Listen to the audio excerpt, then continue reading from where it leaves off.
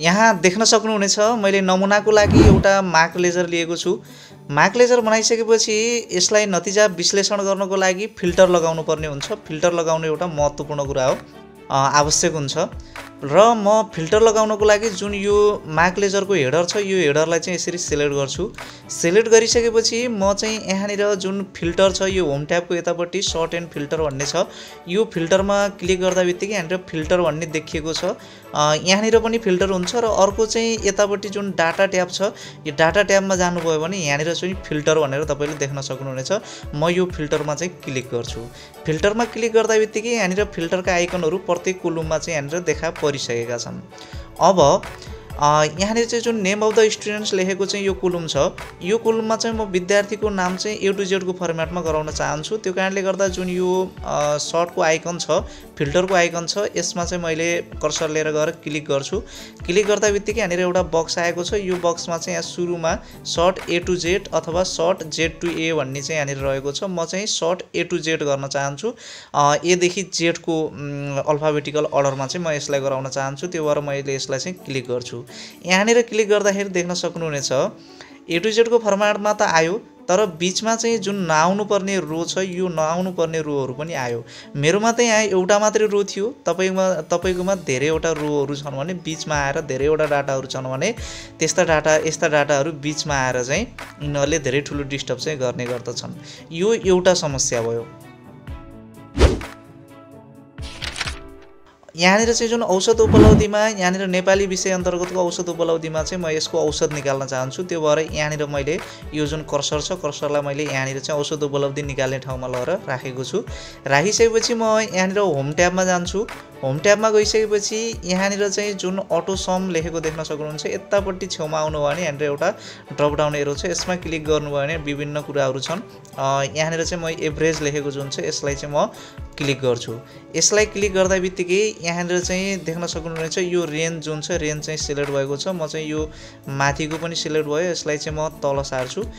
जुन चाहिँ यो H5 देखि H18 सम्मका जुन छन् यी 18 सम्मका कोलमहरू चाहिँ सिलेक्ट भएका छन्।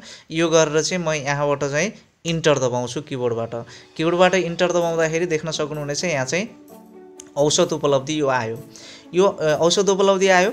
अब म चाहिँ यहाँनिर डाटा फिल्टर गरेँ भने यो औसत उपलब्धि हेर्न सक्नुहुनेछ। म चाहिँ यहाँनिर यो जुन जेन्डर लेखेको छ जेन्डरमा गएर चाहिँ म केटीहरूको मात्रै औसत उपलब्धि देखाउन चाहन्छु। त्यो कारणले गर्दा सिलेक्ट अलबाट चाहिँ मैले यहाँबाट टिक हटाउँछु र यो एफमा मात्रै टिक लगाउँछु र यहाँबाट मैले ओके गर्छु। ओके गर्दाखेरि देख्न सक्नुहुनेछ त्यो जुन रो छ त्यो रो पनि हराएको छ। यो जुन छात्राहरूको प्राप्ताङ्क छ यो छात्राहरूको मात्रै प्राप्ताङ्क चाहिँ यहाँनिर देखिएन र त्यो रो जुन छ त्यो रो चाहिँ यहाँनिरबाट भागिसकेको छ। अब हामी चाहिँ जुन पहिलाकै अवस्थामा फर्क्यौँ भने मात्रै त्यो रो देखिन्छ, नत्र चाहिँ यो रो देखिएको छैन। हामीले चाहिँ अब जात जातिगत आधारमा जुन यहाँ दलितको लागि 1 नम्बर राखिएको छ, 1 नम्बरमा चाहिँ म यहाँनिर क्लिक गरेर 1 नम्बरमा सिलेक्ट गरेर म यहाँबाट ओके गरेँ भने दलित छात्र देखिएका छन्, तर तिनीहरूको चाहिँ एभरेज जुन छ त्यो एभरेज चाहिँ यहाँनिर आएको छैन।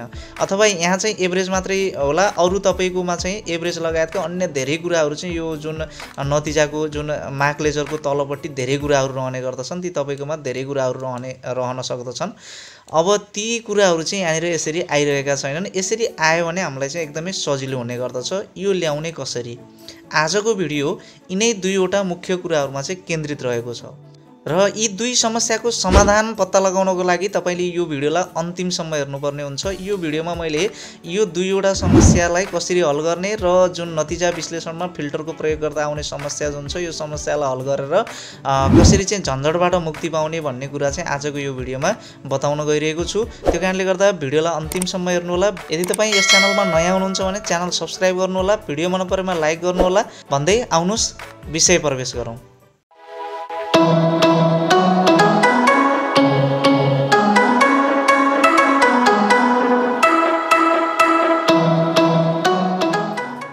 मार्कलेजरमा आवश्यक डाटाहरू मात्रै फिल्टर हुन् र अन्य डाटाहरू फिल्टर नहुन् भन्नको लागि तपाईले मार्कलेजरको मुख्य भागलाई चाहिँ टेबलमा कन्भर्ट गर्नुपर्ने हुन्छ।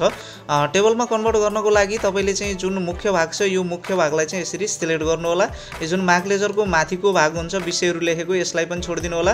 तलतिर औसत उपलब्धि लगायतका कुराहरू जुन लेखिएको हुन्छ यसलाई पनि छोडिदिनु होला। सिर्फ चाहिँ विद्यार्थीहरूको नाम र प्राप्ताङ्क रहेको जुन मुख्य भाग छ त्यो मुख्य भागको तालिकालाई मात्रै त्यो मुख्य भागलाई मात्रै तपाईले सिलेक्ट गर्नु होला। सिलेक्ट गरिसकेपछि तपाईले किबोर्डबाट Ctrl+T दबाउनु होला। यो टेबलको लागि Ctrl+T सर्टकट की हो र यो Ctrl+T दबाउँदा बित्तिकै यहाँनिर एउटा बक्स आएको छ। यो बक्समा हामीले सिलेक्ट गरिएको जुन रेन्ज छ यो रेन्ज चाहिँ यहाँनिर अटोमेटिकली सिलेक्ट भइरहेको छ। हामीले यसमा केही पनि गर्नु पर्दैन। यति गरेर चाहिँ जुन यो माई टेबल हेज हेडर्स भन्ने जुन छ यसमा अहिले टिक लगाइएको छ यसमा चाहिँ तपाईले अनटिक गरिदिनु होला। अनटिक गरेर तपाईले चाहिँ यहाँबाट ओके गरिदिनु होला। ओके गर्दा बित्तिकै यहाँनिर देख्न सक्नुहुन्छ यहाँ एउटा रो थपिएको छ। यो जुन 5 नम्बरको रो छ यो रो थपिएको छ। यो शीर्षक थपिएको छ। यहाँनिर टेबलमा कन्भर्ट भइसकेको छ। जस्तै कोलम 1 कोलम 2 भनेर यसरी चाहिँ यहाँनिर आइरहेको छ। यसमा तपाईले नाम फरक फरक कुनै एउटा नाम दिन पनि सक्नुहुनेछ नत्र तपाईले यतिकै यसलाई छोडिदिन पनि सक्नुहुनेछ। यसले कुनै डिस्टर्ब चाहिँ गर्दैन। र अर्को कुरा टेबल आइसकेपछि यो टेबल हाम्रो अघिको टेबल भन्दा अलिकति फरक तरिकाले चाहिँ आइरहेको छ। हाम्रो फर्म्याटहरू थोरै बिग्रिएको छ। यो फर्म्याटलाई सही गराउनको लागि तपाईले यही टेबलमा क्लिक गर्दाखेरि माथिपट्टि चाहिँ यहाँनिर डिजाइन लेखेको ट्याब चाहिँ सक्रिय हुन्छ। यो डिजाइन लेखेको ट्याबमा चाहिँ जुन तपाईले यहाँनिर चाहिँ विभिन्न प्रकारका चाहिँ अप्सनहरू रहेका छन्।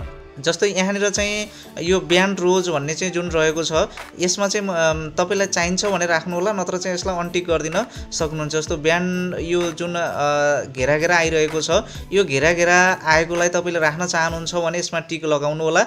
यो राख्न चाहनु हुँदैन भने टिक हटाउनु होला। मैले चाहिँ यसलाई चाहिँ टिक हटाउन चाहन्छु। म चाहिँ यो तेर्सो लाइन जुन छ तेर्सो लाइनलाई चाहिँ मैले राखेको छैन।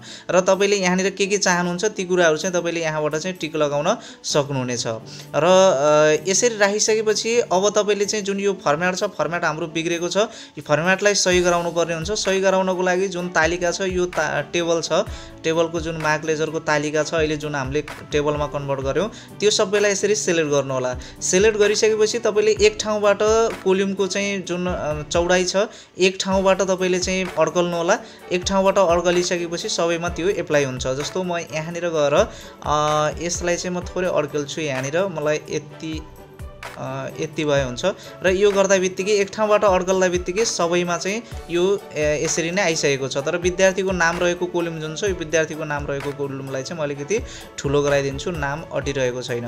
र यसरी चाहिँ यहाँनिर हामीले यसरी यो जुन टेबल छ यो टेबलमा चाहिँ यसलाई कन्भर्ट गरिसकेका छौं।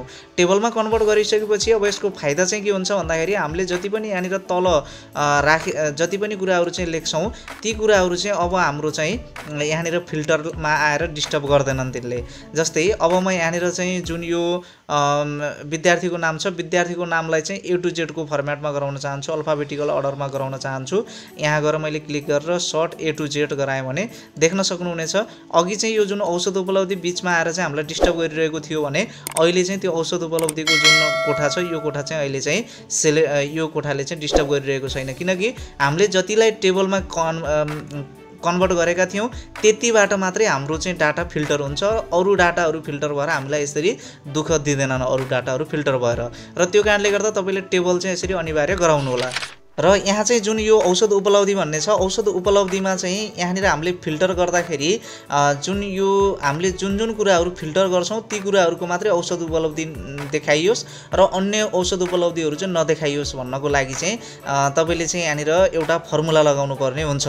फर्मुला लगाउनको लागि तपाईले चाहिँ किबोर्डबाट बराबर दबाउनु होला। बराबर दबाइसकेपछि यहाँनिर सबटोटल लगाउनु पर्ने हुन्छ। SUB हान्नुभयो भने यहाँनिर चाहिँ सबटोटल लेखेको चाहिँ एउटा यहाँनिर यो सबटोटलको फर्मुला यहाँ तल देखिरहेको छ। यसैमा तपाईले कर्सर लिएर गएर डबल क्लिक गर्दिनु होला। डबल क्लिक गरेपछि यो यहाँनिर फर्मुला चाहिँ आइसकेको छ। फर्मुला आइसकेपछि यहाँनिर चाहिँ एउटा लिस्ट आएको छ। यो लिस्टमा चाहिँ तपाईले यो सबटोटल अन्तर्गत कुन फर्मुला चाहिँ लगाउन चाहनुहुन्छ त्यो फर्मुला चाहिँ तपाईले यहाँबाट रोज्नु पर्ने हुन्छ। जस्तो हामीलाई चाहिँ यहाँबाट एभरेजको फर्मुला चाहिएको छ। एभरेजको फर्मुला चाहिँ 1 नम्बरमा छ। त्यो कारणले गर्दा हामीले चाहिँ यो सबटोटल र ब्राकेट ओपन गरिसकेपछि 1 राखिदिनु पर्ने हुन्छ। यदि तपाईले चाहिँ काउन्ट गर्न चाहनुहुन्छ भने 2 राख्नुपर्छ। काउन्ट गर्न चाहनुहुन्छ भने 3 राख्नुपर्छ। म्याक्सिममको लागि म्याक्सको लागि 4 मिनिममको लागि 5 राख्नु। यसरी विभिन्न यो अन्तर्गत रहेका जति पनि फर्मुलाहरू छन् ती फर्मुला लगाउनु परेमा त्यही एउटा त्यही नै जुन कोड छ त्यो कोड चाहिँ राख्नुपर्ने हुन्छ। म चाहिँ एभरेज लगाउन चाहन्छु। एभरेजको लागि मैले चाहिँ यहाँबाट 1 दबाउँछु।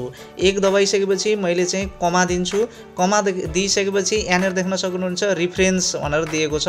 हामीले चाहिँ रिफरेन्सको लागि चाहिँ जुन यो विद्यार्थीहरूको प्राप्ताङ्क नेपाली विषय अन्तर्गत प्राप्त गरेको प्राप्ताङ्क जुन छ यही प्राप्ताङ्कको सेल जुन छ यही सेललाई चाहिँ यसरी रेन्ज अन्तर्गत चाहिँ यसरी दिन सकिन्छ। म चाहिँ यो जुन प्राप्ताङ्क टोटल छ नेपाली विषयको टोटल अङ्कलाई चाहिँ मैले यसरी यो जुन रिफरेन्स अन्तर्गत दिएको छु। दिइसकेपछि तपाईँले किबोर्डबाट यो जुन ब्राकेट छ ब्राकेटलाई चाहिँ क्लोज गरिदिनु होला। क्लोज गरेर तपाईँले इन्टर दबाउनु भयो भने देख्न सक्नुहुनेछ यहाँनिर चाहिँ औसत उपलब्धि यहाँ 80 आइसकेको छ। यो सम्पूर्ण विद्यार्थीहरूको चाहिँ सम्पूर्ण विद्यार्थीहरूले नेपाली विषय अन्तर्गत प्राप्त गरेको जुन औसत उपलब्धि छ त्यो औसत उपलब्धि चाहिँ यहाँ आएको छ। अब आइसकेपछि यो औसत उपलब्धिले तपाईँलाई अब सबै ठाउँमा काम गर्दछ।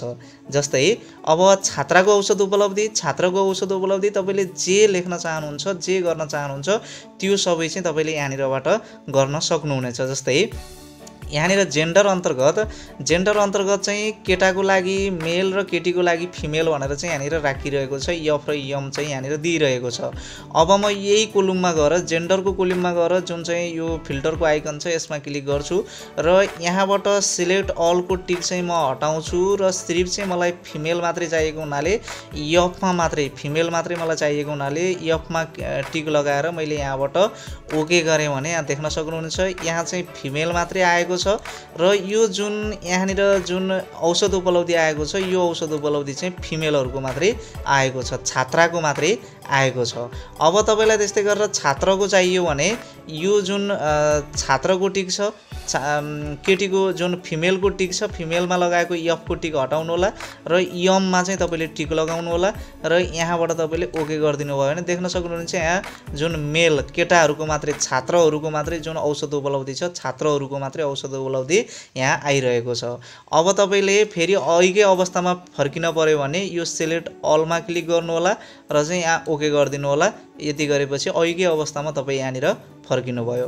अब तपाईँ यहाँनिर जातिगत आधारमा जस्तै मैले यहाँ देख्न सक्नुहुनेछ दलित छात्रको लागि 1 दिएको छु, जनजाति छात्रको लागि 2 राखिदिएको छु नम्बर र ब्राह्मण र क्षेत्री को लागि जातिका विद्यार्थीको लागि चाहिँ मैले 3 राखिदिएको छु।